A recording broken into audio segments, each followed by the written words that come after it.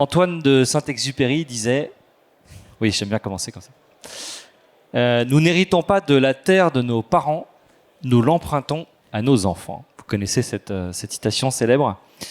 Donc je suis ravi de vous accueillir à nouveau pour cet après-midi. Merci à ceux qui étaient là ce matin. On va parler d'un sujet central, peut-être même le plus structurant pour la montagne de demain. Comment faire évoluer la communication pour accompagner la transition des territoires. On parle plus simplement d'éco-conception ou de messages verts. On parle d'images, de récits, de cohérence entre les récits et les actes. On parle d'organisation collective, de saisonnalité élargie, de résilience sociale, économique, écologique. Et à mes côtés, j'ai 4 personnes très inspirantes pour en parler. Je dois dire que c'est une des tables rondes que j'ai eu le plus de plaisir à préparer, parce que c'est un des sujets que je connais bien, mais le moins, et c'était passionnant. Merci. Merci Marion Grenier d'être parmi nous, merci Sandra Ferrari, merci Didier Joseph, je vais vous laisser vous présenter, merci Jean-Marie Hébert, je vous demande de les applaudir s'il vous plaît.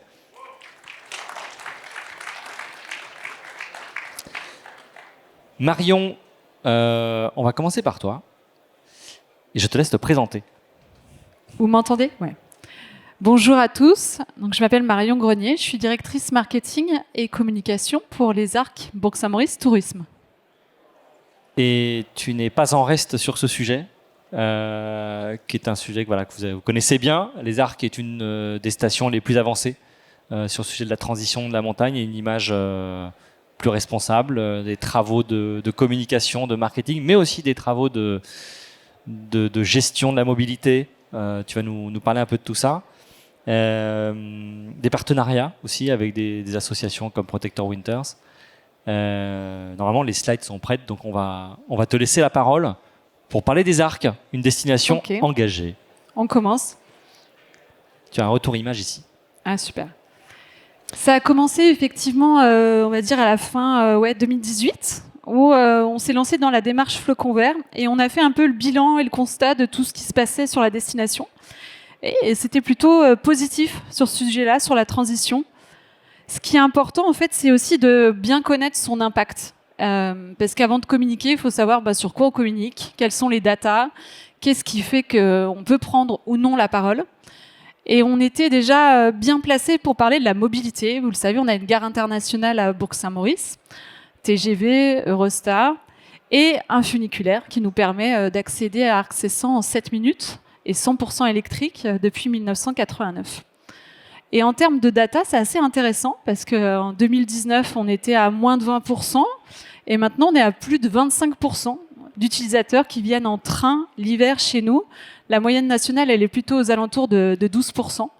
Donc ça montre que les usages changent. On a perdu des trains des fois dans la bataille. On en a gagné en termes d'accessibilité avec l'offre Ouigo qui est là depuis maintenant 3 ou 4 ans. Donc ça, c'est intéressant. Et on essaye justement de s'améliorer sur tous les sujets qu'on peut maîtriser plus à l'échelle du territoire, qui sont liés à la mobilité du dernier kilomètre, en lien avec notre funiculaire, avec les navettes et tous les services qu'on va pouvoir mettre en place. Et ce qui est intéressant dans la salle qui est derrière moi, c'est qu'en fait, en termes d'usage, les gens qui viennent en train sont plus satisfaits. Donc c'est aussi intéressant, c'est que derrière, c'est des gens qui sont contents et qui vont revenir justement avec cette mobilité douce. Donc ça, c'est intéressant, c'est d'avoir la preuve que ça marche, que ça fonctionne et qu'il y ait le produit. Après vient la communication. C'est trois démarches qu'on a fait depuis 3 ans. Et à chaque fois, le ton se veut pas moralisateur, décalé. C'est des pages qu'on prenait par exemple dans l'équipe mag ou autre. Et l'ambition à chaque fois, c'est de faire parler et donner envie de venir justement en train. Et de montrer que c'est possible, etc. Et surtout avec des messages courts et incisifs, que ce soit sur les réseaux sociaux ou d'autres. D'autres grandes actions qui ont pu être aussi mettre en place, c'est sur toute la partie hébergement, parce qu'on parle de mobilité, mais on a un moratoire sur la construction de lits touristiques. C'est-à-dire qu'on ne peut plus construire de nouveaux lits depuis le mandat politique depuis 2020. Donc ça, c'est important. Et tout ce qu'on va avoir en termes d'aménagement aussi pour nos saisonniers. Donc encore une fois, la communication, c'est bien, mais il faut savoir effectivement avoir des grandes actions qui sont portées par tous. Sans greenwashing. Oui, tout à fait. Sinon, on se le prend direct en boomerang, en fait. Ouais. Donc ça peut être embêtant. Une autre action qui est importante, et en plus là je tiens à parler d'un partenaire local, puisqu'on fait beaucoup de choses avec nous, c'est le domaine de montagne. C'est-à-dire qu'aux Arcs, il n'y a pas de domaine skiable. Le domaine skiable, c'est un domaine de montagne. Donc ça veut bien dire aussi l'implication et l'engagement qu'on a de d'autres partenaires, de vouloir créer vraiment une aventure sur toute l'année et de pas uniquement parler de ski. Et là, c'est un exemple de campagne qui a beaucoup de sens pour moi, puisque je fais partie aussi de l'association Protector Winters France. Je suis vice-présidente. Et on a donc monté cette campagne entre Pau et les Arcs, le domaine de montagne, pour pendant 1 mois communiquer auprès justement des skieurs en place et de pouvoir donner la possibilité de doubler les dons. Donc ça, c'était plutôt chouette de pouvoir lier les deux en termes d'exemples. Souvent, on parle d'environnement, de biodiversité quand on parle de transition, mais il y a aussi tout ce qu'on peut faire en termes d'inclusion. Et souvent, on n'est pas les mieux armés, en tout cas sur ces sujets-là, mais je crois qu'on en parlera un petit peu plus tard sur d'autres sujets. Et c'est des petites actions qu'on a pu monter, soit avec Secours Populaire, ou avec des partenariats avec Pierre et Vacances, l'association Léa, pour faire venir justement des personnes avec des enfants handicapés pour leur faciliter leur séjour, etc.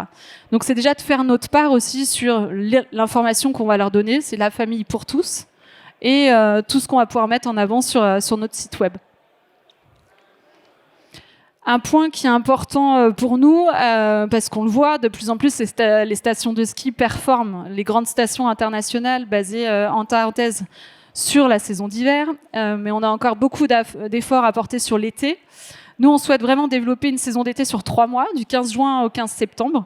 Et on a un produit qu'on œuvre, nous, à l'Office du tourisme, c'est Hiro les Arcs. C'est une marque qui existe depuis 2016, avec plus de 36 activités différentes, et qui nous permet aussi de maîtriser notre offre l'été et d'avoir un vrai produit à proposer sur cette saison-là.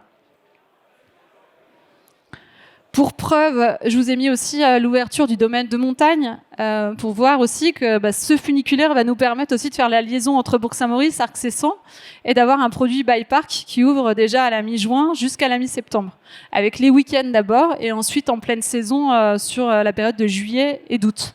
C'est aussi de créer des rendez-vous. Je vous ai pris un exemple anecdotique, mais qui a du sens. On va créer la Roseland, c'est avec le territoire de Beaufort. Le fait d'ouvrir le Cormet de Roseland ensemble et de pouvoir avoir justement un lien cyclo et un événement avec eux, ça, c'est plutôt chouette aussi. Ça, c'est super intéressant. Et c'est là que les petites actions et les petites gouttes d'eau font les grandes rivières. C'est un bel événement. C'est le moment promo. Ouais, c'est ça. C'est le T-Rex Les Arcs, ce sera la 4e édition. C'est un événement qu'on organise en 100% local à Bourg-Saint-Maurice. Ça dure 2 jours. Ce sera le 4 et 5 juin. C'est la transition par ceux qui la font. On aura une soirée habitant où la soirée, à chaque fois, c'est de nourrir les gens, de les informer. On a eu Jean-Baptiste Bosson qui était venu il y a 2 ans pour nous parler des glaciers. L'année dernière, on avait fait une conférence sur l'eau. Cette année, ce sera sur la forêt ou sur le domaine de montagne. On est en train de regarder. On aura aussi un spectacle de stand-up avec le Greenwashing Comedy Club. C'est aussi de faire passer des sujets, des fois sérieux, mais sur le ton de l'humour. Et ça marche. Et sur la journée du jeudi, on aura plus de 15 rex, donc de témoignages, de retours d'expérience, de gens qui font justement cette transition et qui sont acteurs de celle-ci pour nous montrer leur top, leur flop, ce qui marche. On a des sociétés comme Patagonia, Semawe qui vont nous parler de gouvernance. Et voilà, c'est un moment de partage et justement de réseau, que ce soit pour les territoires ou les marques de l'outdoor. Comment tu t'assures, compte tenu de la diversité des canaux de communication que vous avez, de l'email, de l'affichage, du print, des réseaux sociaux, du WhatsApp, enfin voilà, comment tu t'assures que la stratégie de com et les messages qui sortent aujourd'hui des Arcs sont harmonieux par rapport à la démarche que tu es en train d'évoquer? Alors justement, il n'y a pas de faux pas en fait. En fait, c'est jamais facile et souvent les gens, en fait, on a l'impression qu'on fait passer les messages et que tout va bien, mais finalement ils les ont pas forcément en eux. On se rend compte qu'avec une étude de satisfaction qu'on a menée avec le domaine de montagne, typiquement, les gens nous voient pas comme une station plus engagée qu'une autre, alors qu'on fait plein de choses, on a l'impression que c'est hyper visible, mais en fait pas forcément. Donc là, on est en train de travailler avec Arthur du domaine de montagne sur un parcours de sensibilisation qui irait du quai de la gare jusqu'à Arc-Cesson pour montrer aux gens avec un peu comme le parcours quand vous allez prendre votre avion, hein, même s'il ne faut pas prendre l'avion, et que vous avez justement des datas ou des données sur la destination sur ces sujets-là. Et on va essayer de le faire, c'est-à-dire qu'il faut amener l'information là où sont les gens. Ils vont pas aller sur le site web, aller cliquer dans la page en bas à droite, destination responsable. Et il faut qu'on arrive à porter ces sujets-là tout le temps. Et quand tu arrives à les porter, tu sens que, tu disais un peu au début, ça commence à devenir un facteur différenciant pour les arcs. C'est-à-dire que déjà la mobilité de bout en bout, l'accessibilité de bout en bout, et peut-être aussi vos engagements, vos labels. Est-ce que tu sens que ça commence, on parlait de performance de la montagne ce matin, est-ce que ça commence à être un argument de performance ? Performance, on le voit aussi, la fierté d'appartenance par rapport à nos propriétaires ou autres qui se disent bah oui, je suis en plus dans un territoire engagé, ils font attention, ils préservent ce qu'on a maintenu depuis maintenant plusieurs années. Et on sent que même eux, des fois, ils viennent me voir, ils disent mais ouais, vous êtes gentils de faire tout ça, mais en fait, il n'y a pas de train pour venir. Donc on est même des fois victimes de nos sujets. Ils disent c'est super ce que vous portez, mais par contre, il nous manque des fois l'offre pour aller encore plus loin et porter nous ce message-là en tant que visiteurs. D'accord. On va revenir à tout ça et je crois que sur la suite, je prends la télécommande, on a des actions qui sont une évolution d'un territoire et d'une station qui est proche, c'est celle de Saint-Gervais. Didier, tu peux prendre le micro. Tu es directeur de Saint-Gervais-Mont-Blanc Tourisme. Est-ce qu'il est allumé ? Voilà, ça va s'allumer. Si tu montes le bouton, voilà. Allumez vos micros. Didier Joseph, tu es directeur de Saint-Gervais-Mont-Blanc Tourisme. Et on peut dire que vous n'avez pas chômé sur le sujet de la transition de la montagne et de l'innovation, notamment sur la mobilité. Effectivement, on n'a pas chômé depuis longtemps. Ça fait longtemps qu'on ne chôme pas. Donc en fait, avant de parler de ces cas concrets, juste un petit rappel pour resituer la stratégie. En fait, ça fait 20 ans que Saint-Gervais est vraiment investi dans une stratégie, une politique de développement durable, de développement éco-responsable, qu'on a appelé la montagne à l'état pur pour ne laisser que les traces de vos pas dans la montagne. Et donc, cette stratégie, depuis 20 ans, elle a porté sur plein de sujets. Sur le sujet déjà de la protection du Mont Blanc, donc avec beaucoup d'initiatives qui ont été prises parce qu'il y avait énormément d'abus sur la voie normale du Mont Blanc qui est intégralement sur la commune de Saint-Gervais. Et donc ça a mis des années, c'était un combat de quasiment 15 ans pour aboutir en 2020 à l'arrêté de protection des habitats naturels qui a vraiment permis d'apaiser cette voie normale d'ascension du Mont Blanc et qui aujourd'hui est réglementée d'une façon sage, donc est très simple. Maintenant il suffit d'avoir une réservation dans l'un des refuges, dans l'un des 3 refuges de la voie normale, pour pouvoir prétendre à l'ascension du Mont Blanc. Avant, il n'y avait pas cette obligation. Et on trouvait des bivouacs partout, et même au sommet du Dôme du Goûter, à 3800 mètres, où la neige était devenue d'une couleur jaunâtre. Donc je vous en dis pas plus. Donc voilà. Donc il y a eu toute cette stratégie liée au Mont Blanc. Il y a eu aussi une stratégie liée à l'énergie. Donc aujourd'hui, Saint-Gervais a déjà 3 microcentrales hydroélectriques qui produisent plus d'électricité que tout le territoire de Saint-Gervais en consomme tout au long de l'année. On en inaugure une 4e au mois de juin, une 5e est en projet très prochainement. Donc énormément d'initiatives dans le domaine du développement durable et de l'éco-responsabilité. Et ces dernières années, elles ont été particulièrement axées sur la mobilité. Oui. Okay. Donc j'en viens la mobilité à la durable, voilà, avec deux remontées un peu révolutionnaires, on peut dire ça comme ça, le Valéen et puis l'ascenseur des Thermes qu'on voit derrière. Voilà. Est-ce que tu peux nous en parler ? Alors l'ascenseur des Thermes, donc c'est une cabine sur rail, donc qui part du parc thermal juste à côté de l'établissement thermal et qui arrive dans le bourg de Saint-Gervais. Donc il y a 178 mètres de dénivelé. Et en fait, cette cabine, elle est mue par les eaux usées. C'est-à-dire que sous la télécabine, il y a un ballast d'1 mètre cube. Et quand la cabine est en haut, elle se remplit des eaux usées de Saint-Gervais. On a un réservoir de 20 mètres cubes en gare amont de cet ascenseur. Donc le ballast se remplit. On appuie sur le bouton, comme un ascenseur, normal. Ça descend, et quand ça arrive dans le parc thermal, et ben la chasse d'eau se tire automatiquement, et les eaux usées repartent dans le réseau d'eau usée sur le secteur bas de Saint-Gervais, c'est-à-dire du Fayet. Et après, pour remonter, c'est simplement un contrepoids qui fait remonter cette cabine sur ses rails. Donc, elle a ouvert début août. Et depuis début août, on a déjà transporté près de 600 000 passagers. C'est un succès énorme, au-delà de nos espérances. Et c'est vraiment quelque chose qui relie aujourd'hui ces deux niveaux de Saint-Gervais, qui étaient coupés. Avant, il fallait prendre la route, une route de 5 km à peu près. Et les gens du Fayet restaient au Fayet et partaient dans la vallée, plus en direction de Salanches.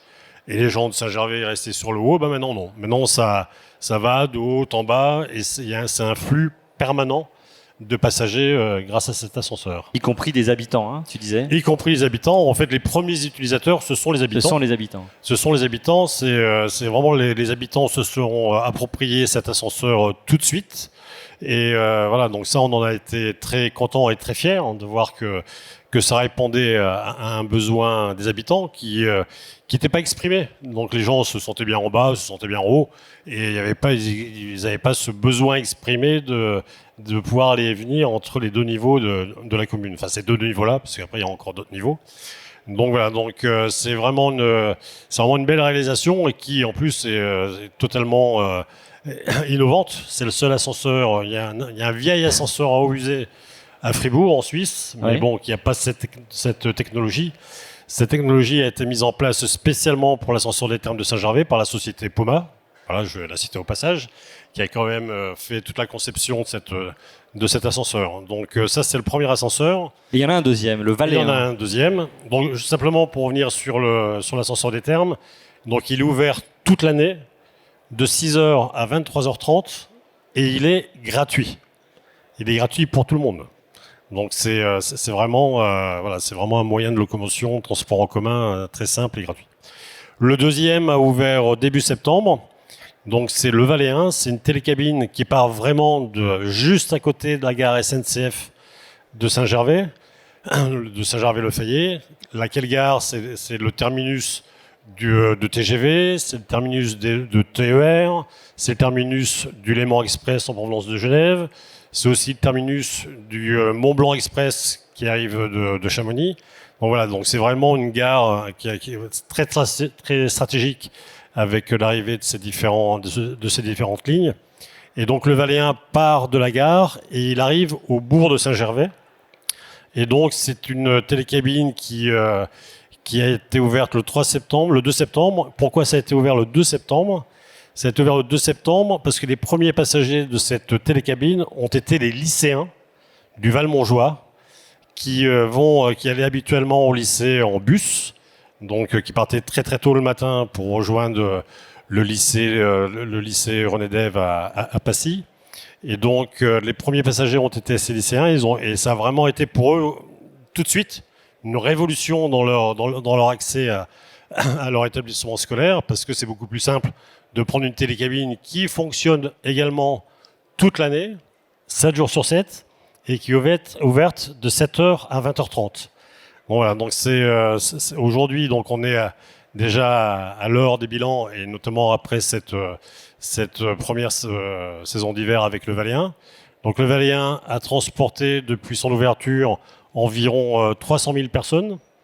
Et donc dans les études qu'on avait faites pour réaliser ce Valéen, donc les projections qu'on avait faites, c'est qu'il y aurait un tiers de gens de locaux, un tiers d'excursionnistes et un tiers de touristes en séjour. Et c'est exactement ça.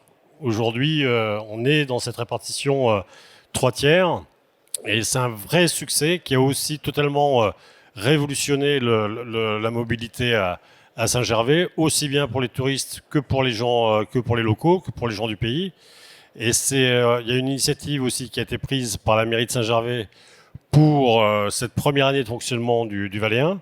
C'est la mairie a pris en charge le forfait annuel d'accès au Valéen pour tous les habitants de Saint-Gervais. Donc ça a été aussi une initiative très forte pour que les gens de Saint-Gervais s'approprient cette nouvelle télécabine. Et ça a été franchement le cas.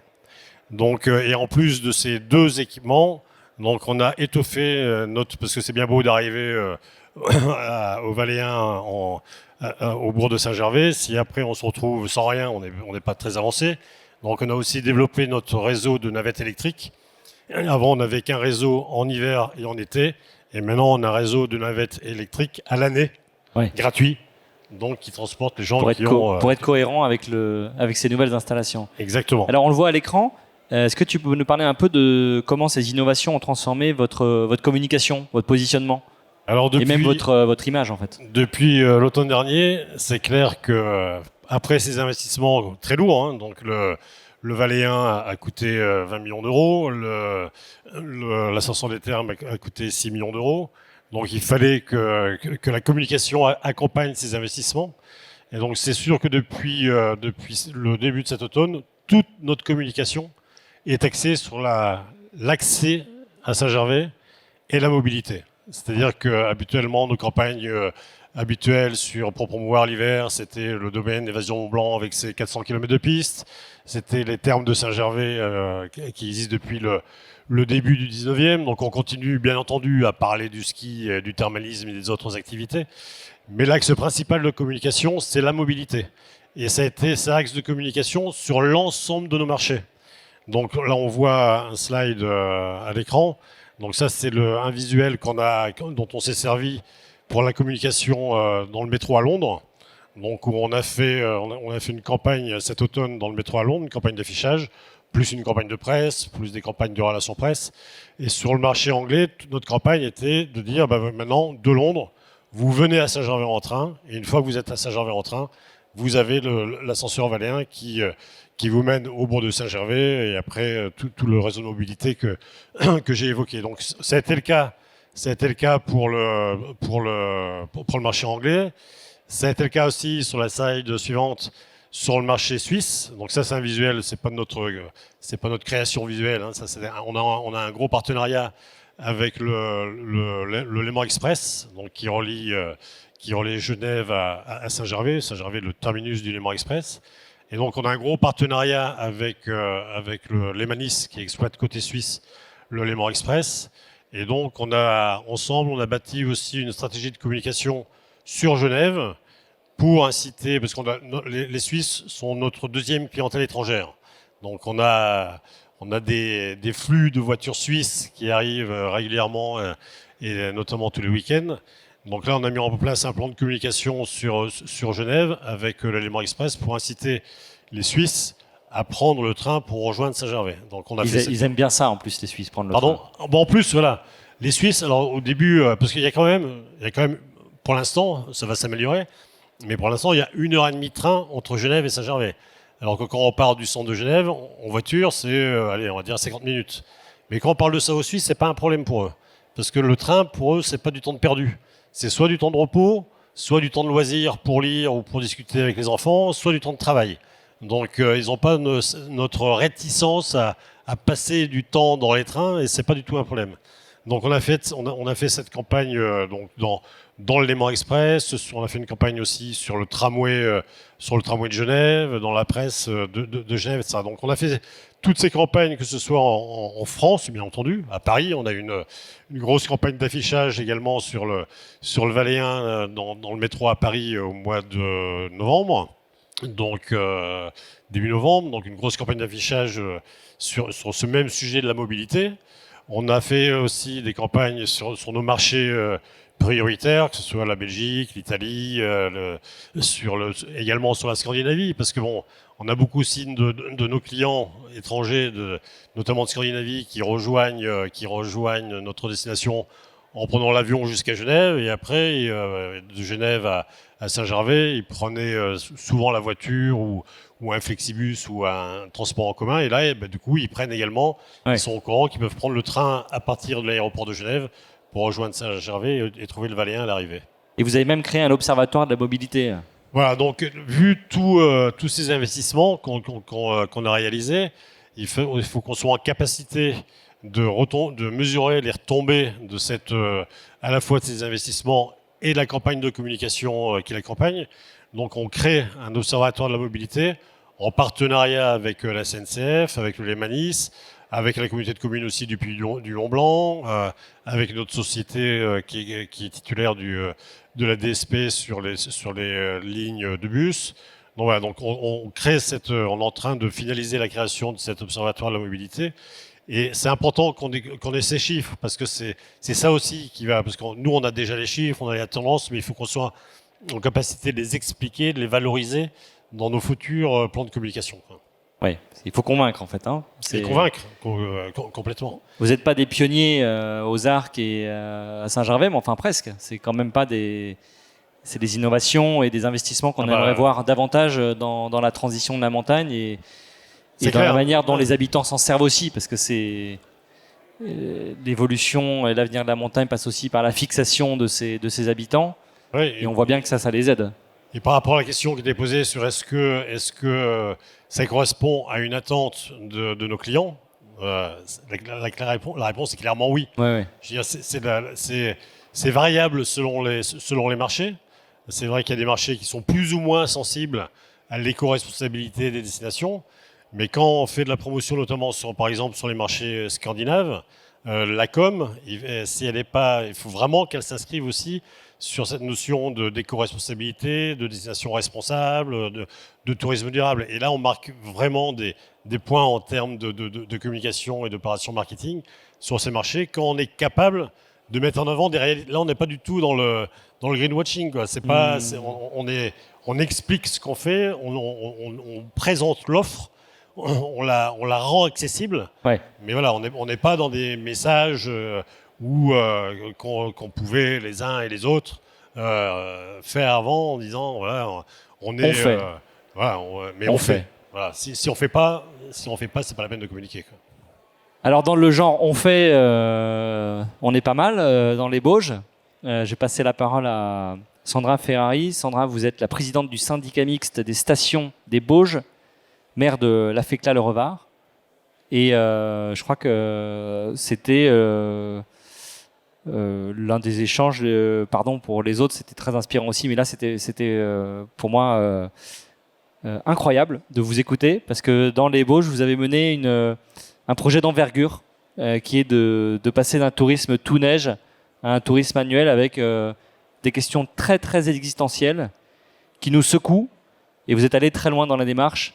Voilà, je vous laisse la parole parce que c'est passionnant. Oui, merci. Alors, je m'excuse par avance de la qualité des documents que je vous partage, puisque ce sont mes documents de travail en réalité. Et ce qu'on a choisi d'éclairer aujourd'hui, c'est tout le process qu'il y a avant la communication. Nous sommes un territoire en pleine transition, nous sommes un territoire un peu chahuté par les conditions météorologiques, et donc nous nous ajustons constamment, plusieurs fois dans la même saison, sur les éléments de langage et de communication. Nous sommes 2 satellites de 2 agglomérations pour gérer les stations de montagne.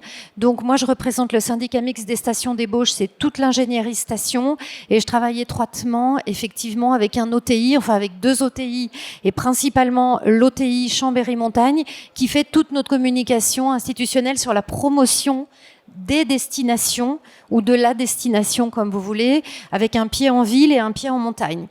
Donc c'est ce qui fait que je vous ai pas fait retour de tous les éléments de communication qu'on produit, je vais vous perdre en route, d'autant que chaque opérateur de station produit lui-même sa propre communication sur ses produits.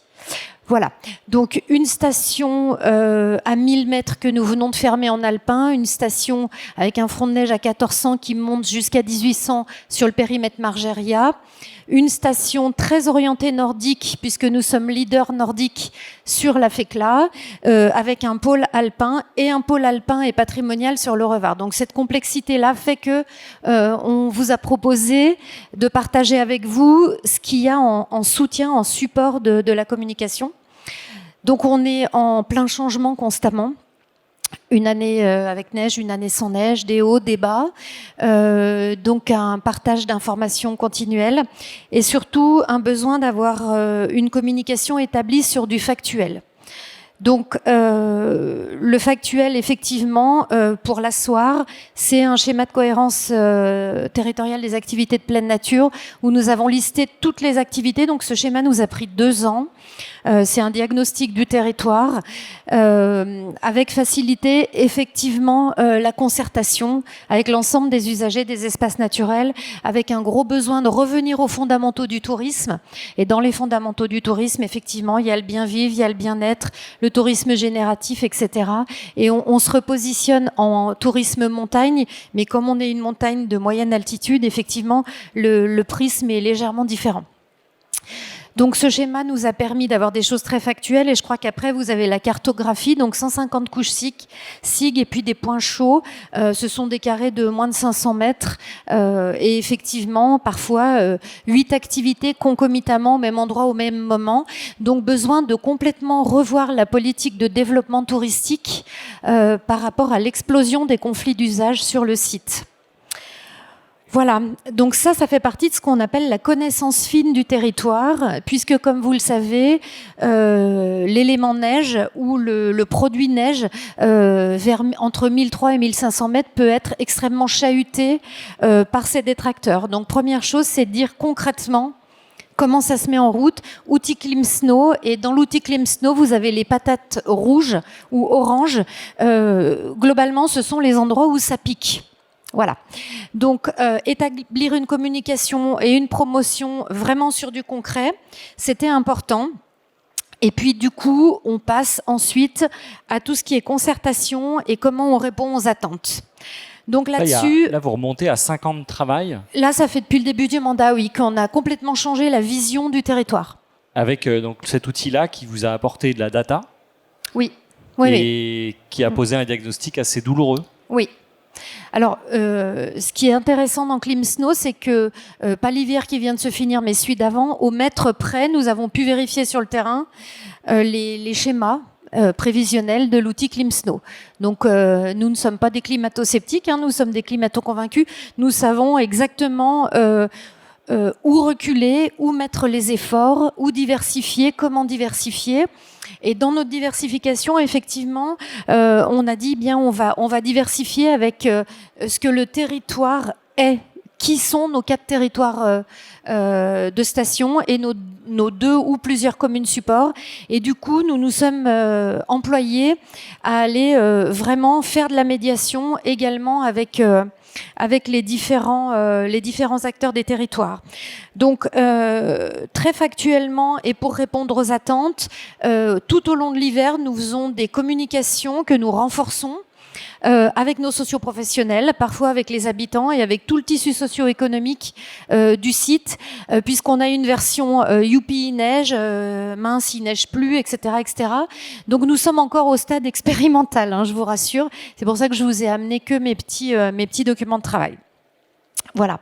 Donc, ce qui se dégage après cet hiver, c'est qu'effectivement, il faut repositionner l'outil alpin.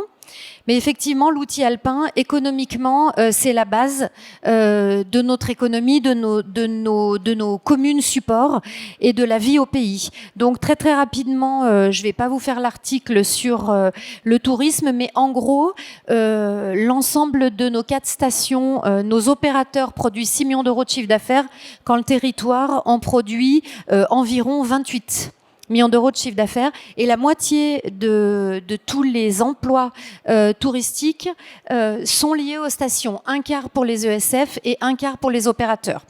Voilà, ça c'est pour vous balayer globalement le sujet. Et puis la slide d'après, vous aurez la petite spécialité de chez nous, c'est qu'effectivement, à moins d'1 heure de route, on a une zone de chalandise de plus de 800 000 personnes et ça fait un peu plus de 362 000 foyers. Ce qui fait que nos stations sont scrutées. Nous sommes pas loin du périurbain, donc effectivement, il y a une dimension très affective sur les stations, sur leur devenir. Il y a des enjeux effectivement pour l'avenir, et donc ceci nous astreint, mais nous en sommes heureux, à une communication très factuelle et qui s'appuie sur tous les documents que je viens de vous démontrer, c'est-à-dire sortir de l'émotionnel pour être extrêmement pragmatique et donner une lisibilité à notre territoire. Donc là, on parle bien d'une trajectoire et vous avez fonctionné à partir de 2042. Oui. Et vous avez fait un rétro-planning d'ici 2042 sur comment sensibiliser, emmener, accompagner, transformer votre territoire pour se préparer à une horizon 2042 qui n'est pas cataclysmique, mais enfin quand même, qui n'est pas celle d'aujourd'hui. Alors je me re-excuse, puisque la slide qui va suivre, ce sont mes crobards perso, et c'est nos crobards de réflexion, puisque les élus, nous avons besoin de nous projeter. Donc vous avez 2 crobards. Le crobard du haut, c'est que dit Klimsno, et le crobard du bas, c'est que voulons-nous faire de nos territoires supports. Donc Klimsno, vous avez vu, en ce moment à 80 jours, c'est un petit peu compliqué. Enfin, à 80 jours, ça commence à être compliqué. Dans la réalité, on décroche déjà avec des jours d'ouverture pour certaines zones entre 60 et 80. Donc ça veut dire qu'une certaine partie de nos territoires sont déjà en zone rouge en ce qui concerne l'alpin. On sait qu'après 2040, il y aura une année oui, une année non. Et en 2050, on nous annonce que finalement, il faudra qu'on fasse autrement. Et si on a la neige, ce sera youpi, on skie. Alors, on est bien sur on n'est pas sur du climato-sceptique, on est sur de la data. Oui. Et c'est cette data qui vous a permis peut-être d'amener la question du deuil. Et on sait que dans le cycle du deuil, il y a d'abord de la révolte, de la sidération, avant d'une forme d'acceptation, puis de résiliation, de résilience. Oui, alors vous avez peut-être suivi nos péripéties dans la presse. Parfois, c'est un petit peu sportif, mais ça fait partie de la vie des territoires. Donc, c'est pour ça que je vous dis, on a posé les choses très pragmatiquement et on s'est dit, on va essayer de dépolluer tout ça de l'affectif qui peut être complètement décorrélé de la réalité de nos territoires. Donc, on a fait un programme sur mesure. Le prêt-à-porter, c'est pas notre truc. Et surtout, nous tenons absolument au ski alpin. Aujourd'hui, il n'y a aucun modèle qui nous permet, par rapport à nos communes supports, d'avoir la même attractivité. Notre population bénéficie des flux du tourisme. On a une bibliothèque gratuite, on a une école qui est super bien remplie, nos cantinières cuisinent encore. On tient vraiment à notre qualité de vie, on tient à nos circuits courts. Chez nous, la bonne nourriture, c'est structurant. Et ça participe à notre morale. Donc, on est un territoire dans tous les cas, l'été d'alpage, et on produit beaucoup de produits du terroir. Donc, le raisonnement, c'est de dire, voilà, jusqu'à 2027, on peut investir. Il y a certains de nos partenaires qui vont nous aider à investir pour stabiliser notre voilure économique, et il faut que nous ayons amorti nos investissements à partir de 2042, et dans tous les cas en 2050 il faut que tout soit amorti. C'est les petits carrés jaune, orange, rouge que vous avez devant vous. Comment tout cela va se mettre en place? Eh bien, le territoire support, ce sont les communes supports, et c'est le graphique de dessous. Aujourd'hui, les opérateurs prennent beaucoup de place. Je les ai mis en rose pour voir la vie en rose. Et on sait très bien que nos opérateurs vont devoir réduire leur voilure. Donc, on se dit qu'en 2050, effectivement, l'opérateur station sur le front de neige alpin aura réduit sa voilure. En revanche, il va devoir faire un effort pour produire des produits marchands de diversification. Il y a un gros boulot à faire sur le changement des usages touristiques et la perception d'un tourisme un petit peu comme les stations ont démarré. C'était un tourisme de régénération, de bien vivre, etc. Donc c'est notamment ce qu'il était au Revard, puisque nous étions la première station d'oxygénation et première station de ski ex nihilo en 1906. C'était tout à fait la cible du tourisme. Et puis, nous donnons un après diversifié avec un territoire support qui va devoir effectivement se densifier. Donc aujourd'hui, nous sommes sur des projets pilotes à l'étude de portage privé-public où on emmène avec nous nos socioprofessionnels en leur permettant une reversibilité de leurs activités, si ce n'est pas le cas, de leur permettre une seconde activité pour continuer à travailler sur les territoires de nos stations. Et puis, le trait vert, là, notre grand souci, c'est les politiques publiques d'accès à la pleine nature, puisque aujourd'hui, nos opérateurs ne produiront plus ne pourront plus supporter ce qui permettait le service public d'accès à la pleine nature et au sport pour tous. Donc, on est en train de changer complètement la façon de voir l'avenir de nos stations. Voilà le retour d'expérience que je voulais vous faire. C'est passionnant et on a eu une discussion très, très longue. Donc vraiment, je crois qu'on est vraiment au cœur du sujet de la transition de la montagne pilotée par de la data et par du bon sens. Et je crois que c'est bien que des élus comme vous prennent le sujet à bras-le-corps et emmènent les socioprofessionnels, les habitants, la fixation des emplois aussi, et un avenir pour un territoire qui pourrait mourir si il continuait sa trajectoire digne, héritée des années 70 ou 80, et il irait peut-être dans le mur, alors que là, vous êtes en train de bifurquer et de vous diversifier dans le bon sens. Voilà. Et le Parc des Bauges est en train de nous épauler d'une façon très très importante, puisque nous sommes en train de démarrer des médiations pour mobiliser l'intelligence collective de nos populations sur le sujet que serons-nous en 2050 ? Voilà. Très bonne question. Très bonne question. Et Jean-Marie, mais je te passe la parole parce que serons-nous en 2050 ? Ça, c'est une question pour Essentiem. Ouais. Je vais te laisser présenter Essentiem. Juste avant, le sujet, on est vraiment au cœur du sujet, c'est quel avenir pour la montagne et est-ce que vraiment la montagne peut continuer à se regarder dans le miroir sans être plus inclusive, sans faire partir des populations plus diversifiées, sans accueillir plus de jeunes, sans renouveler sa clientèle. Et voilà, Essentiem milite et œuvre en ce sens. Merci. Donc, tu entres sur le sujet par la question finalement sociétale. Oui.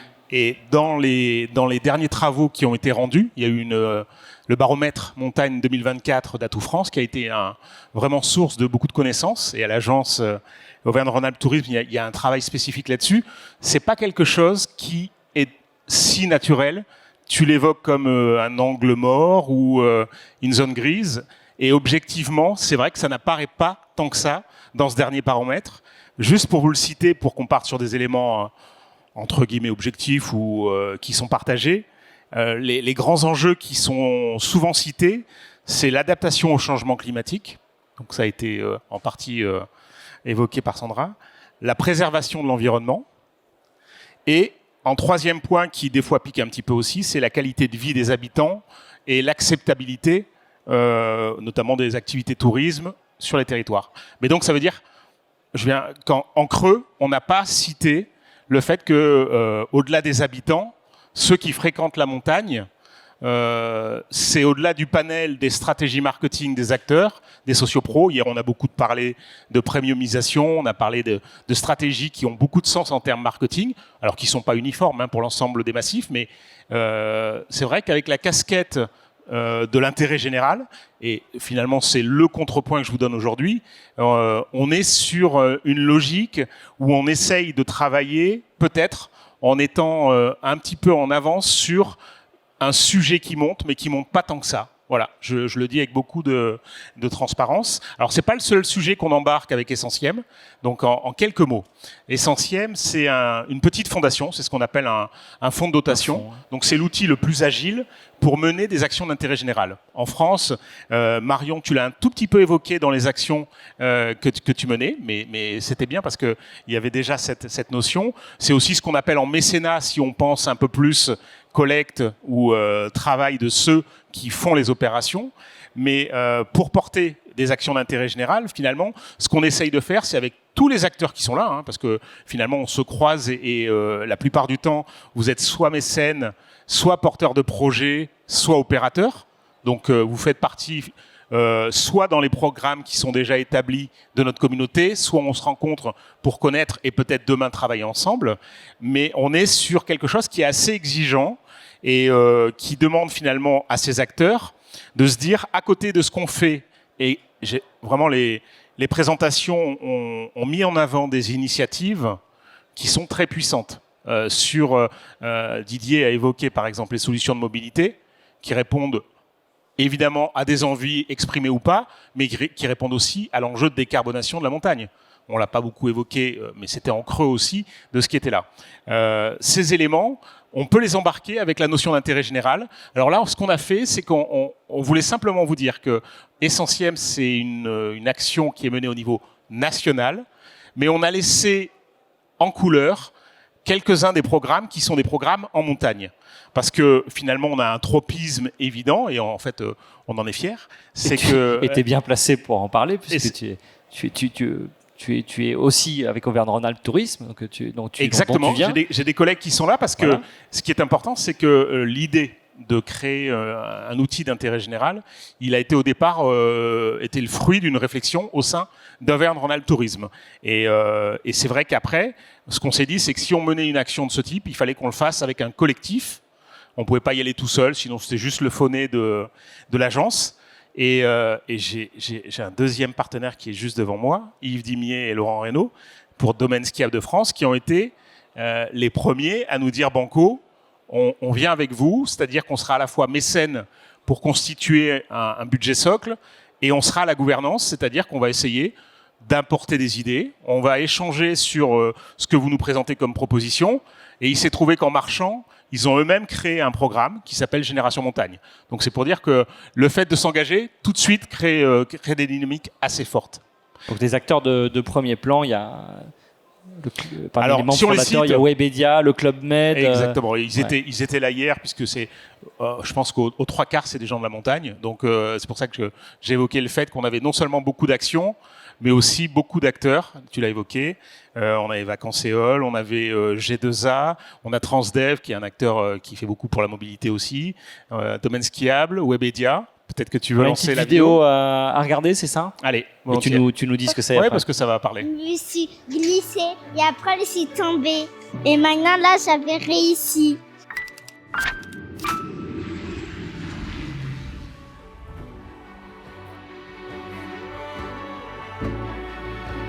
C'est vraiment la découverte parce que j'ai jamais vu en vrai. C'était qu'à la télé et ça donnait envie, hein. J'avais fait ma première descente. Quand j'avais fait avec quelqu'un, j'avais réussi. Je me suis entraînée un peu. Première montée avec mon Zacharia. Donc là, on va essayer de descendre. Souhaitez-nous bonne chance. C'est pas facile, mais on va y arriver. Ça, c'est un volet, c'est celui par lequel tu es entré sur nos actions, c'est-à-dire comment on peut accompagner des publics en difficulté, éloignés finalement de la fréquentation et notamment de la montagne, à venir en montagne. Et on avait, pour finir sur la gouvernance, on avait un acteur comme Club Med, qui est évidemment très visible sur des activités all-include, premium. Et puis on a VVF, Village Vacances Famille, qui par essence est plutôt déjà un acteur du tourisme social. Oui. Donc c'est pour dire qu'au sein même de la structure, il y a cette réalité, on se frotte en étant assez différents les uns des autres. Et c'est vrai que pour évoquer l'un des sujets peut-être qui est en complément de ce qui a été dit, on a parlé de l'accessibilité pour les habitants avec Didier, mais il y a aussi l'accessibilité plus globalement, c'est-à-dire est-ce que la montagne reste un rêve et un rêve qui est possible pour les petits Français, les petites Françaises. C'est un sujet. Pardon de le dire un peu vulgairement peut-être, mais est-ce que ça devient un ghetto de riches? Pardon, alors moi, j'y crois pas du tout. Un peu provocateur volontairement, mais quand même. moi, j'y crois pas du tout, mais je suis arrivé à la montagne. Est-ce que ça pourrait le devenir?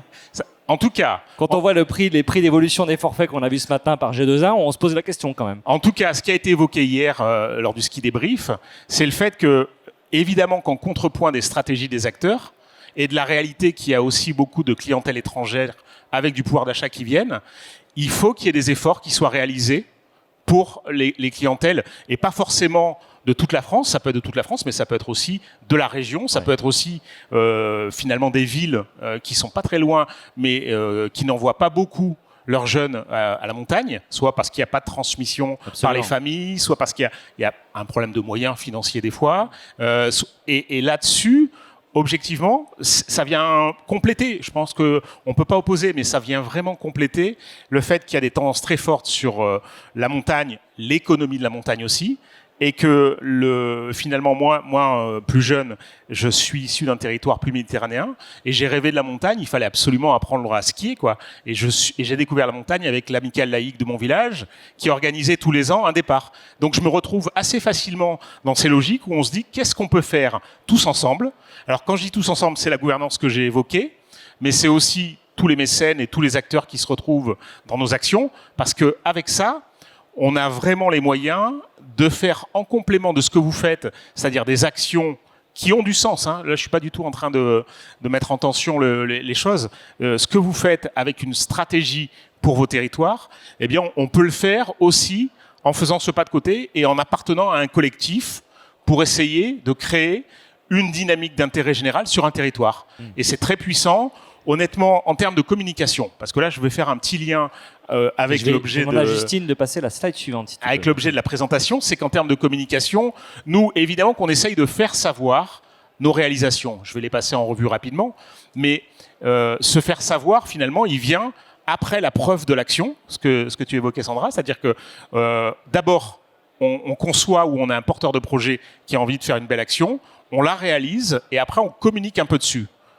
Évidemment qu'en termes de communication, c'est un champ qui peut compléter les stratégies des acteurs parce que c'est aussi quelque chose qui dit l'engagement de ces mêmes acteurs, mais avec cette logique de l'intérêt général. Donc là, je voulais évoquer le fait que même au moment de la création du fonds, on a démarré tout de suite, c'est un hasard, mais avec France Montagne, on avait fait une opération Montagne Solidaire et il y avait eu 4000 soignants post-Covid, mais juste après, qui avaient pu partir gratuitement et être hébergés en montagne. Il y avait eu plus de 18 000 nuitées, il y avait eu plus de 10 000 heures d'activité qui avaient été offertes. Et là, c'est le témoignage de la générosité des gens de montagne. C'est-à-dire qu'on a fait que collecter tous ces possibles et après, on les a rendus à ces soignants. Ça, c'était la première opération. Montagne durable, c'est pour vous dire que à côté de ces sujets qu'on évoque qui sont très sociétaux, il y a aussi des sujets qui croisent ceux qu'on vient d'évoquer, c'est-à-dire la transition énergétique en montagne. On s'est rendu compte que les hébergeurs indépendants, ceux qui n'ont pas forcément la puissance d'une chaîne pour les accompagner, avaient du mal à se mettre le pied à l'étrier. Et donc, on a créé un programme. C'est quand même une histoire de 200 000 € qui ont été engagés pour former plus de presque 800 hébergeurs de montagne et pour mettre des tickets de 10 000 € sur des programmes. Avec chaque fois un volet incitatif, parce que 10 000 €, vous le savez, c'est pas des montants très élevés. Et Didier faisait partie du comité de sélection. Mais c'est une manière, là encore, d'être acteur et d'essayer d'engager des éléments nouveaux autour de la montagne. Imagine tes montagnes. Ça, c'est un programme. Là encore, vous allez voir, c'est la dynamique qui se crée vraiment assez naturellement autour de l'intérêt général. C'est-à-dire qu'on est 1 parmi 11, on est avec 10 autres fonds et fondations, et on fait un appel à projet chaque année. On a 3 à 4 lauréats. Et comme ça, on essaye de rendre la montagne aussi plus accessible à travers principalement un prisme qui est l'éco-responsabilité pour les jeunes. Donc, on remet en jeu tous les ans le dispositif et on vient de le valider. Génération Montagne, on l'a évoqué très rapidement, mais je veux m'arrêter sur ce programme parce qu'il est en train de monter en puissance. Alors, c'est un programme, c'est vrai, qui a été porté. Il y a eu finalement au bout d'un an et demi à peu près, l'envie de Domaine Skiable de France de se dire, puisqu'on fait de l'intérêt général ensemble, est-ce que nous-mêmes, au nom de notre réalité avec nos sociopros, on pourrait pas avoir un programme en propre où on dit de manière peut-être plus spécifique ce qu'on veut faire. Et donc ça s'est enclenché et on est à la 4e saison. C'est quelque chose qui est très bien reçu chez les adhérents de Domaine Skiable de France. Il y a même, puisque quand on parle mécénat, on parle mécène, il y a même des logiques de collecte de mécénat dans les stations avec l'arrondi solidaire, c'est-à-dire la possibilité de laisser 50 centimes sur l'achat quand on est en caisse. Et avec ça, plus d'autres montants engagés, dont ceux de Domaine Skiable de France, on a un programme qui est, vous le voyez, qui est assez riche. Un projet solidaire, là, c'est celui d'avoir 15 week-ends d'accueil réservés aux enfants, relevant de la protection de l'enfance. Donc là encore, on est sur des publics en difficulté. On n'a pas besoin de faire un schéma. De l'environnemental, qui est très souvent porté par les acteurs de montagne. Et évidemment, ça a été choisi avec la recyclerie sportive et Mountain Riders, puisque ça fait déjà pour eux 2 ans qu'on fait le programme Montagne Zéro Déchet. Et c'est un programme qu'on avait retrouvé déjà dans des actions engagées. Et Départ 18-25, on le fait aussi avec Domaine Skiable de France. Là, l'idée, c'est comment on peut mettre le pied à l'étrier à des jeunes de 18 à 25 ans qui sont forcément à un moment où il y a entre guillemets, pas de ressources, parce qu'on est soit dans son premier job, soit en train de faire des études, donc pas forcément la capacité de continuer ou de découvrir la montagne. Et on se dit que là encore, il y a un moment charnière dans la vie de chacun, et peut-être qu'on peut faire quelque chose. Et on a réussi à avoir, pour cette année, 1320 jeunes qu'on a aidés directement, et 8000 qui partent sur les stations en France. Donc c'est des chiffres, ils valent ce qu'ils valent, hein, parce que on fait un bilan d'année, et je sais qu'ici les chiffres sont très élevés puisqu'on agrège toutes les stations et on a ce recul incroyable. Mais à l'aune de ce qu'on peut faire, dès qu'on est déjà à évoquer des milliers de personnes concernées, on a le sentiment qu'on fait quelque chose. Ouais, bravo.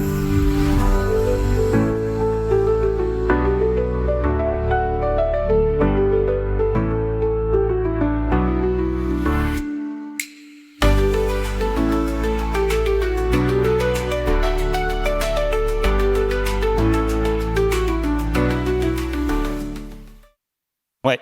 Alors, on a eu le temps de le passer. C'est juste pour dire que, là encore, on avait démarré par un programme assez simple avec la NCV. C'était de mettre un ticket financier avec eux. Et puis, en marchant, on s'est dit, mais finalement, dans les jeunes de 18-25 ans, il y en a qui ne savent pas ce qui est et qui n'osent pas venir avec les copains. Bien parce sûr. que, voilà. Donc, sur critères sociaux, il y avait l'aide financière. Mais après, il y avait aussi comment on pouvait les aider.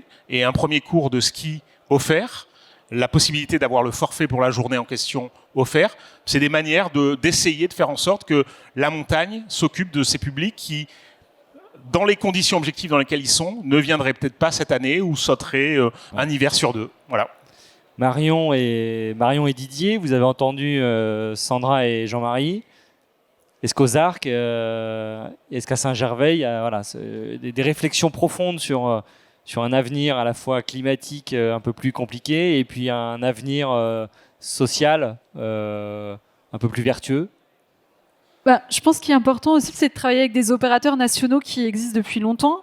Je pense à l'UCPA, qui ont des super week-ends ou même des semaines thématiques fraîches sur les ouvertures de saison, même au mois de mars, où nous, on manque de clients et qui font venir justement des élèves de Crous et qui sont avec des bourses plutôt réduites.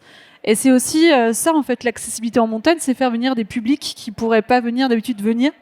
Et ça, pour l'UCEP, en tout cas, je trouve que c'est un bel opérateur à valoriser. Didier, le mot de la fin. Sur Saint-Gervais, par rapport au changement climatique, c'est vrai que toute la dynamique qui a été mise en place autour, il y a quelques années maintenant, de la candidature de Saint-Gervais au label Flocon Vert a été un très bel outil pour mettre autour de la table énormément de professionnels de la station pour réfléchir aux côtés des élus, aux côtés des opérateurs, de domaines skiables, des termes, etc., pour réfléchir, se projeter à 20 ans. Et c'est vrai qu'aujourd'hui, je disais que notre stratégie, notre politique éco-responsable avait commencé il y a une vingtaine d'années, et là, on s'est mis quasiment une feuille de route sur les 15-20 ans à venir. Donc on est vraiment au cœur du sujet. Et puis par rapport à la mixité sociale des clientèles, je pense que c'est important. Et nous, la destination Saint-Gervais, elle porte autant d'intérêt aux hébergeurs premium, aux hôteliers et autres, qu'aux centres de vacances, aux maisons familiales, qu'on accompagne aussi dans leur marketing, etc. Et dans le cadre des investissements récents en termes de mobilité, ça nous a amené à revoir totalement notre plateforme de marque. J'y pense que j'ai une Nostradamus qui a travaillé avec nous sur le sujet, parce qu'en fait notre plateforme de marque était totalement obsolète par rapport justement à ce sujet lié à l'évolution, à la transition et au tourisme durable qui doit être la feuille de route principale aujourd'hui, quoi. Didier Joseph, Marion Grenier, Jean-Marie Hébert, Sandra Ferrari, merci infiniment tous les quatre. Et on peut vous les applaudir très fort. Merci. C'était super. Merci.